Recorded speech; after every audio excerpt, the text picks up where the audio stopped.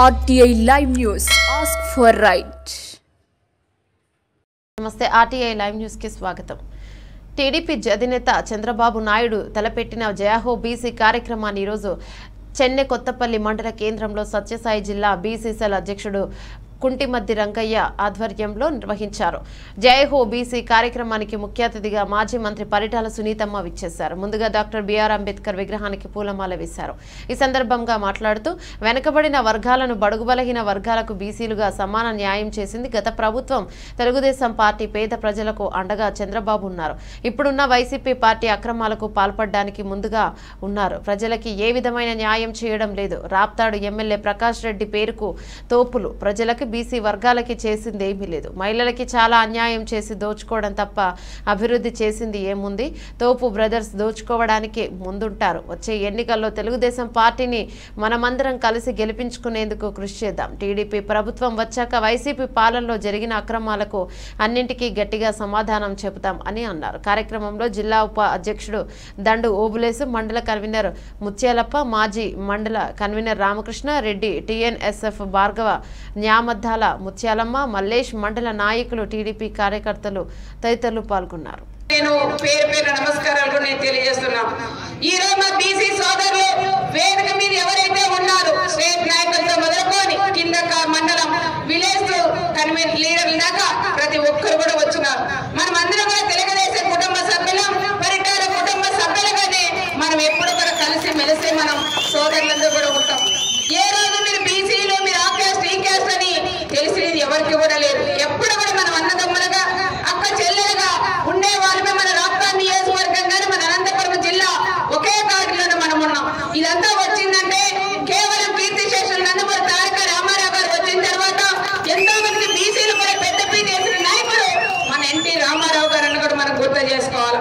Sir పెద్దయిన CM కావడం, మన పేదవాళ్ళందరికీ కూడా ఇళ్ళ లేని నిరుపేదలకు ఇల్లు ఇవ్వడం, కనీసం తెల్ల మెతుక కూడా తినే పరిస్థితుల్లో మన గ్రామాల్లో కూడా ఎక్కడ కూడా లేదు బీసీలు కానీ. కానీ మన అన్న ఎన్టీ రామారావు గారు సీఎం అయిన తర్వాత 2 రూపాయల కిలో బియ్యం ఇచ్చిన ఘనత మన అన్న ఎన్టీ రామారావు గారికి కూడా దక్కుతుందని కూడా మనం చెప్పుకోవచ్చు. ఇలాంటివి ఎన్నో మహిళలకు ఆర్థిక సంఘం హక్కు కల్పించిన నాయకుడు ఎన్టీ రామారావు గారు. ఈ రోజు అక్కడ అయితే ఏంటంటే మన అనంతపురం జిల్లాలకి బీసీలు కూడా పెద్దపీట కానీ కుల మత భేదాలు లేకుండా చేసుకునే నాయకుడు మీ అన్న పరిటాల రవి గారిని కూడా మనం చెప్పుకోవాలని కూడా గుర్తు చేస్తున్నాం. ఆ రోజు అక్కడ ఎన్టీ రామారావు గారు ఉంటే ఈ అనంతపురం జిల్లాకి మీ అన్న పరిటాల రవి అన్న మీకందరికి కూడా అండగా ఉన్న విషయం మీకందరికి కూడా తెలుసు. ఎక్కువ నాకన్నా మీ అన్న గురించి మీకే ఎక్కువ తెలుసు అని కూడా నేను ప్రత్యేకంగా కూడా తెలియజేస్తున్నాం. అన్న అనుకుంటే ఎవరైతే మీరు నడిచారో ప్రతి ఒక్కరు కూడా మీ అన్న గురించి కూడా మీకు బాగా తెలుసు అని కూడా మరొక్కసారి కూడా తెలియజేస్తున్నాం. పరిటాల రవి గారు వచ్చిన తర్వాత ఎంతో మంది కూడా ఇబ్బందులు పెట్టారు, గోండాయిజం చేశారు, దౌర్జన్యాలు చేశారు. కనీసం కుర్చీలో కూడా కూర్చునే పరిస్థితి ఆ రోజు మీకు అందరికీ కూడా లేదు. మీ అన్న పరిటాల రవి అన్న వచ్చిన తర్వాత బజార్లు తలెత్తుకొని తిరిగేలాగా చేసిన అన్న మీ అన్న పరిటాల రవి గారిని కూడా మనం గుర్తించాలని కూడా నేను కోరుకుంటున్నాం. పైన ఎన్టీ రామారావు గారు అయితే ఇక్కడ ఈ స్థాయిలో ఆయన స్థాయి దగ్గరగా ఆయన కూడా బీసీలు కానీ ఎస్సీలు కానీ అందరికీ చేసిన ఘనత కూడా మీ అన్నగారు. ఇందాక నరసింహ గారు చెప్పారు, ఒక ఎస్సీ క్యాండిడేట్ నేను, నన్ను అందరూ కూడా గౌరవించారు, నా గ్రామంలో గౌరవించారు, కుటుంబం కూడా గౌరవించిందంటే మనకి కులం మతం లేదు. మనం అందరం కూడా ఒకే టేబుల్ మీద అన్నం తినేవాళ్ళం, ఒకే దగ్గర కూర్చునే వాళ్ళమని మనం ఎప్పుడు కూడా గొప్పగా కూడా మనం చెప్పుకోవచ్చు.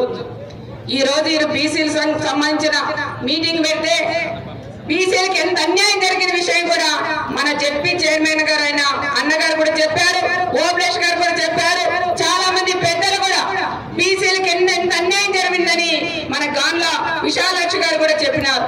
ఈ ప్రభుత్వం వచ్చిన తర్వాత బీసీలకు అందరికీ కూడా అన్యాయం జరిగింది.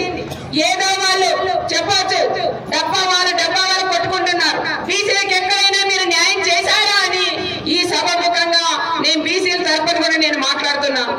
కనీసం 34% రిజర్వేషన్ పెంచాలి కానీ ఆ రిజర్వేషన్ మళ్ళా 24% కి తగ్గించడం ఎంత అన్యాయమో ఒక్కసారి ప్రతి ఒక్క బీసీ సోదరులు కూడా ఆలోచన చేయాలని కూడా మిమ్మల్ని అందరినీ కూడా నేను కోరుకుంటున్నాం.